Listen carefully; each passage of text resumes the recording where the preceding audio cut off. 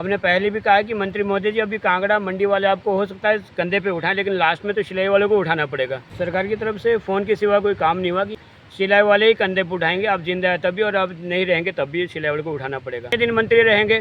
साल, 2 साल, 4 साल, 5, इससे ज़्यादा तो रह नहीं सकता ना मंत्री। आप कह रहे मैं दिल्ली में हूँ, MP साहब भी दिल्ली थे, लेकिन आज सुबह दाह संस्कार से पूर्व ये पौंटा साहब पहुँच गए थे। बाद में आपके जो कार्यकर्ता उनको बुरी लगती है कि नाथुराम हम ऐसे बोलते, मजबूरी है बोलना। चुनाव होते हैं आप सबको बोलते हैं माइनर ओनरों को नहीं लगाओ पैसा, करो कि ये करो वो करो, जिताओ मेरे को।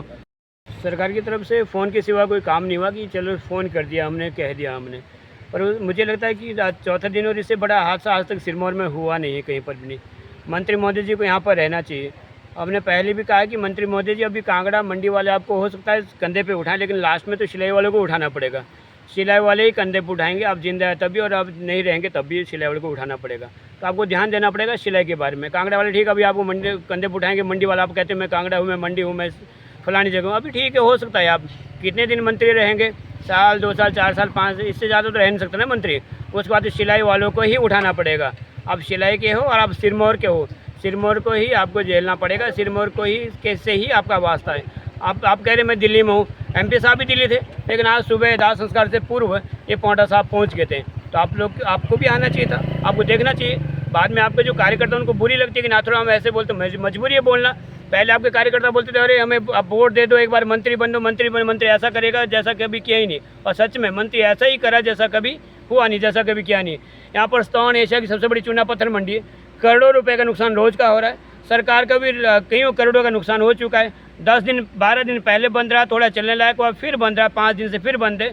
आप शुद्ध नहीं ले रहे हैं, आप केवल उसमें शुद्ध लेते हैं लोग। जब चुनाव होते हैं आप सबको बोलते हैं माइनर ओनरों को नहीं लगाओ पैसा, करो कि ये करो वो करो, जिताओ मेरे को। और जीतने के बाद आप कहते नहीं मेरे को अभी कांगड़े वाले कंधे पे उठा रहे हैं, अभी मंडी वाले कंधे पे उठा रहे हैं, अभी कुल्लू वाले कंधे पे उठा रहे हैं। भाई साहब मंत्री महोदय, सिलाई वालों को ही लास्ट में आपको कंधे पे उठाना पड़ेगा, सिरमौर वालों को आपको लास्ट में कंधे पे उठाना पड़ेगा।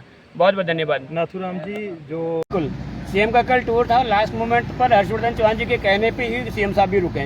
उन्होंने कहा कि मैं अभी हूँ नहीं, मैं अभी पहुँच नहीं पाऊंगा, जबकि ये होना चाहिए था ठीक है मैं बहुत बिजी हूँ, लेकिन CM साहब आप चले जाओ, क्योंकि वो सुक्खू साहब तो CM है और हर्षवर्धन जी सुपर CM है। तो ठीक है, सुपर CM को थोड़ी तकलीफ होती है, तो सुपर CM के पास समय नहीं होता तो CM को तो आने देते हैं, सुपर CM बाद में आ जाते हैं। ये बहुत दुखद है लोगों का। यहाँ पर आप हालत देखें, आप पूरा सिरमौर यहाँ जुटा हुआ है पिछले 4 दिन से, लेकिन मंत्री महोदय जिन्हें सब देखना चाह रहे वहाँ पर आ नहीं रहे। ठीक है, उन्हें डर लगता है, डरपोक है, उन्हें लगता है कि मुझे पत्थर न लग जाए, मुझे कोई दिक्कत ना आ जाए, वो एक अलग इश्यू है। अगर आपको डर लगता है तो ठीक है, आप सचिवालय में बैठे रहो वहाँ पर।